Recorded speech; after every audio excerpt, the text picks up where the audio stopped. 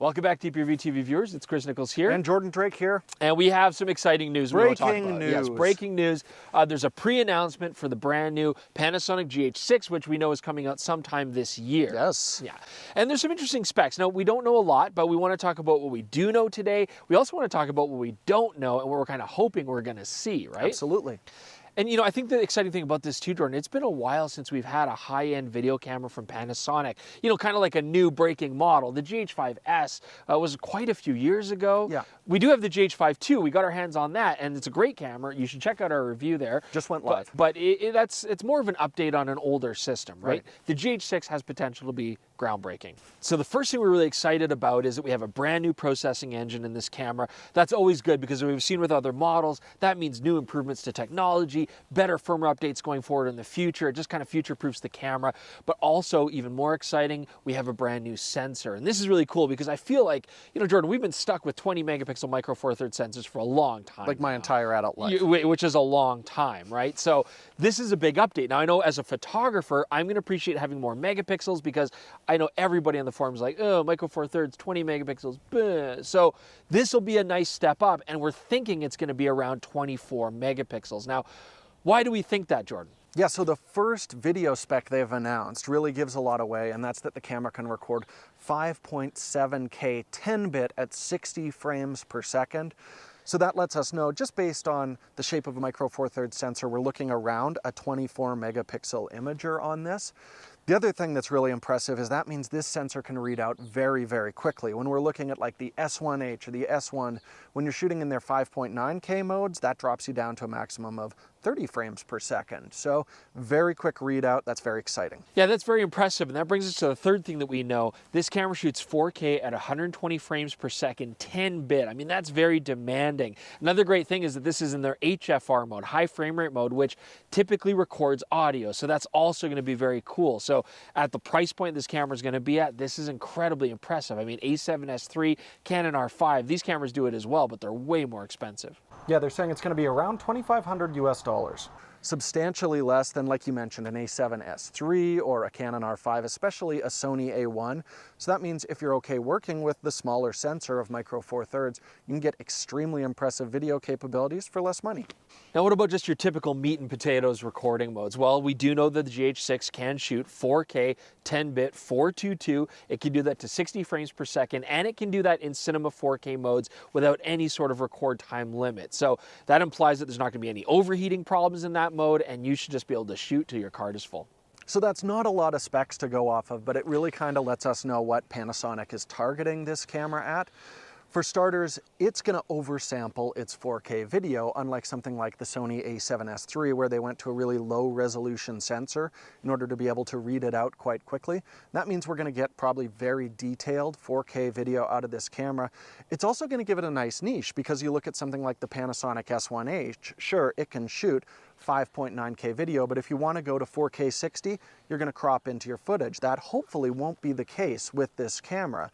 And I know some people are disappointed that this isn't an 8K camera, but honestly, it looks like for the time being, if you want and need 8K resolution, you're going to have to move up to a full frame camera, which makes sense because that is just a ton of pixels.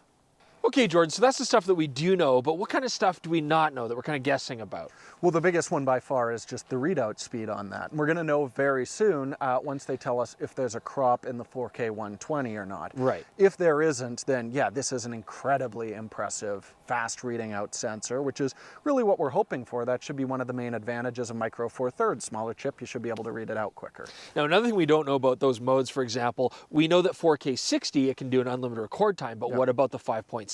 What about the 4K 120? Yeah. You know, is this camera going to have some overheating issues? Is there a limit there from a technical standpoint?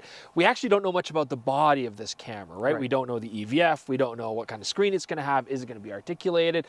We don't know if it's going to have passive heat sinks. It's going to have a fan, you know, like the S1H. We don't know these things. I'm really hoping they steal a lot from the S1H body. That's one of my favorite designs, especially the tilt/articulating screen is still my favorite LCD design out there, and that's still the only camera that utilizes it. Yeah, it does leave us a lot of unanswered questions about the body. What about the battery, right? Is it going to be a new battery, GH5 battery, S1H battery? We don't know that.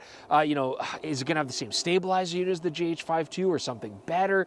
What's it going to record onto, right? CF Express? How many slots? SD? That's all stuff that I really want to find out here. But what kind of stuff what's the one thing that you're really hoping this camera's going to have? Okay, so I actually have more than one. There's two real things that I'm hoping for from this. Oh, you greedy son of a... Valid.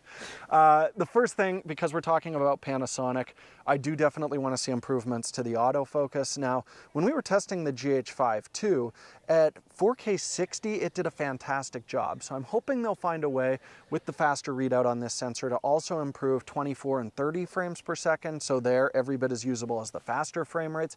If they do that, that's going to make this open to a much wider audience.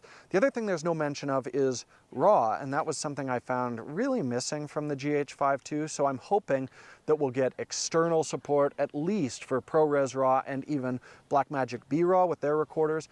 But the creme de la creme would be if they could find a way to do internal RAW recording. I'm not holding my breath. We haven't seen a lot of that in mirrorless cameras, but it would be very cool. Chris, what do you want to see?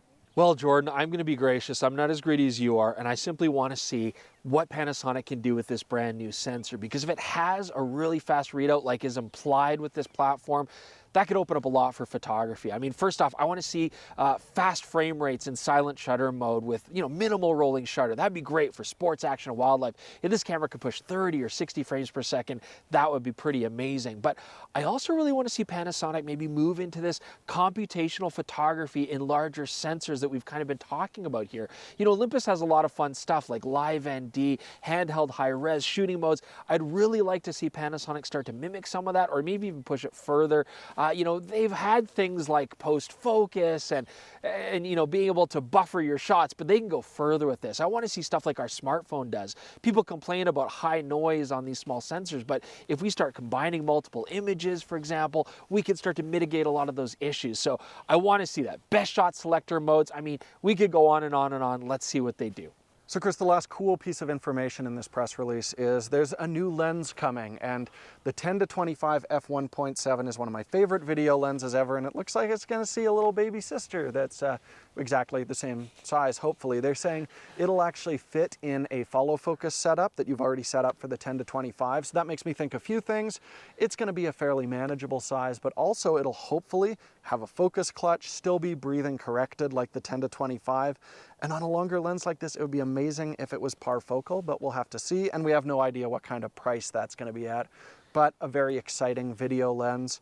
And honestly, everything coming out here is really renewing my faith in Micro Four Thirds right now. They're clearly putting a lot of R&D, a lot of new technology into these new bodies. So if you're invested in Micro Four Thirds, you can stop worrying about it, at least for the time being. Thanks so much for watching. If you want to see more about the GH6, once we actually get our hands on a physical body, you're going to want to subscribe to the channel. There's going to be additional articles on dpreview.com about these new announcements and the GH5 Mark II. Check those out, and we will see you all again very soon with more DP Review TV. Bye, Chris. Bye.